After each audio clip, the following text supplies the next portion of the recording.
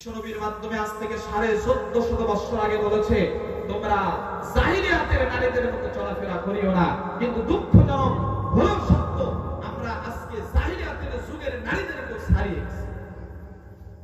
আজকে আমরা তাদেরকে ছাড়িয়ে গেছি। আজকে আমাদের স্কুল, কলেজ, ইউনিভার্সিটি, মার্কেট, বাজার, রাস্তাঘাটগুলোকে নারীদের দেখলে এমন মনে হয় আহারে কোন জামানায় আজকে আমরা আছি। আল্লাহর নবী যে বলেছেন এমন একটা সময় আসবে যেই সময় যে হাতের এই যে তালুর উপরে আগুন রাখা যেমন কঠিন, এই তালুর উপরে আগুন রাখা যেমন কঠিন হবে, এক সময় মুসলমানদের জন্য ঈমান ধরে রাখাও কঠিন হয়ে যাবে, তার চেয়ে কঠিন হয়ে যাবে। মানুষ সকালবেলা মুমিন থাকবে, বিকালে কাফের হয়ে যাবে।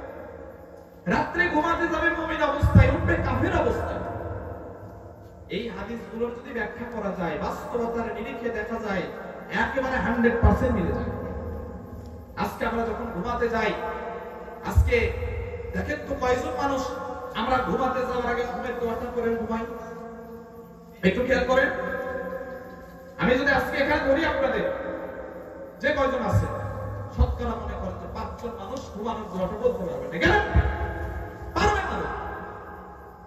তাহলে 100 ভাগের যদি 95 ভাগ মানুষ এরকম অবজ্ঞ থাকে, অজ্ঞ থাকে, 5 জন মানুষ যদি আপনার এই ঘুমানোর দোয়াটা না পারে, তাহলে আমরা যে নিজেদের মুসলমান দাবি করি এটা আদত, এটা সত্য না, এটা ভুয়া, এটা মিথ্যা।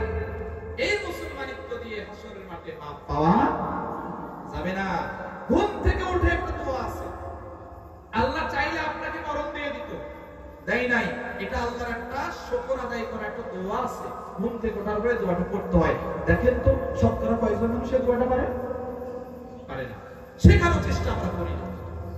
আজকে আমরা যখন সকালে ঘুম থেকে উঠি মনে হয় ভালো কাজ করব না, ঘুম থেকে উঠেই শুরু হয়ে যায় আমাদের টেলিভিশন, সিনেমা, এটা সেটা বিভিন্ন কিছু।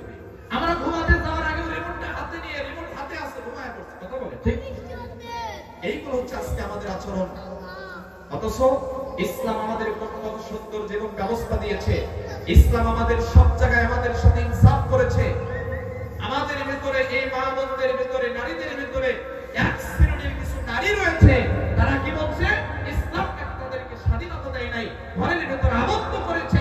তারা বিভিন্ন ধরনের বাহানা দিয়ে, বিভিন্ন ধরনের তামাশার কথা বলে আজকে নারীদেরকে ঘর থেকে বের করার চেষ্টা করছে।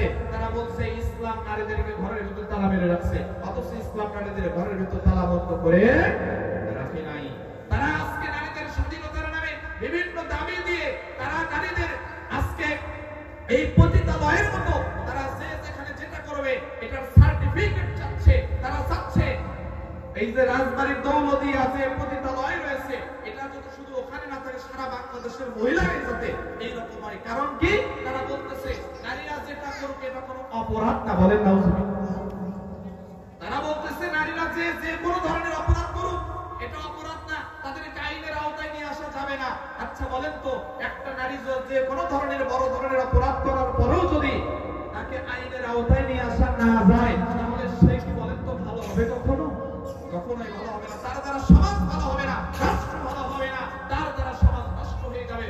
অথচ তারা বলতেছে যে আমরা কি পুরুষের ক্ষমতা ভাঙবো, নারীর ক্ষমতা আনবো। বলেন নাউজুবিল্লাহ। কার ক্ষমতা ভাঙবে? পুরুষের ক্ষমতা। এটা স্লোগান। যারা শিক্ষিত আছেন তারা বলেন সময় নেই, আমি এভাবে আপনাদের মিলায়া বলতে পারছি না। দুঃখজনক ভাবে হলো সত্য যে আজকে সকল মা বোনরা কয়েক শ্রেণীর আমাদের এই 2-4-5 জন নারীর জন্য পুরো নারী সমাজটা কলঙ্কিত হয়ে হচ্ছে। এখান থেকে বাঁচার জন্য আমাদের সকলকে ইসলামের সুশীতল ছায়া আসতে হবে। আল্লাহ পাক যেন আমাদেরকে কোরআনের ছায়া তলে এসে কোরআনের শিক্ষায় শিক্ষিত হয়ে ইসলামের সঠিক জ্ঞান অর্জন করে আমাদের মৃত্যু পর্যন্ত এই দুনিয়ার সময়টা কাটানোর সুযোগ করে দেন। সকলে